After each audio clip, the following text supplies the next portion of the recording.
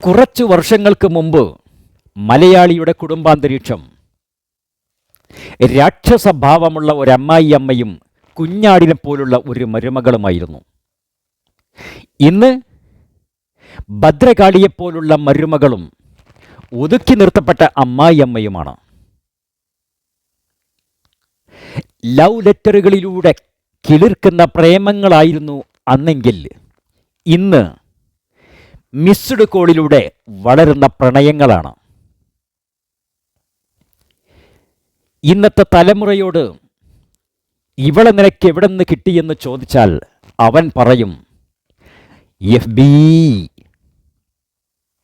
ഇനി അവളോട് ചോദിച്ചാൽ സംഗീതത്തിൻ്റെ മേമ്പടി ചോർത്തുകൊണ്ട് അവൾ പറയും ഇൻസ്റ്റാ. അന്നത്തെ വിവാഹം കുടുംബത്തിൻ്റെ അടിത്തറയിടുന്നതായിരുന്നുവെങ്കിൽ ഇന്ന് വിവാഹശേഷം ചെക്കൻ്റെയും പെണ്ണിൻ്റെയും വീട്ടുകാർ ഒബ്സർവേഷനിലുള്ള രോഗിയെ ഡോക്ടറും നഴ്സുമാരും നിരീക്ഷിക്കുന്നത് പോലെ നിരീക്ഷിക്കുകയാണ്. ഇത് മുന്നോട്ട് പോകുമോ അതല്ല തകരുമോ? അറിയുക, അടർത്തിയെടുത്തതും തിളച്ചതിലേക്കിട്ടതും വളർത്തിയ കൈകൾ തന്നെയാണെന്ന് കറിവേപ്പിലക്ക് നന്നായി അറിയാം. എങ്കിലും അത് അതിൻ്റെ രുചിക്കോ മണത്തിനോ ഒരു കുറവും വരുത്തുന്നില്ല.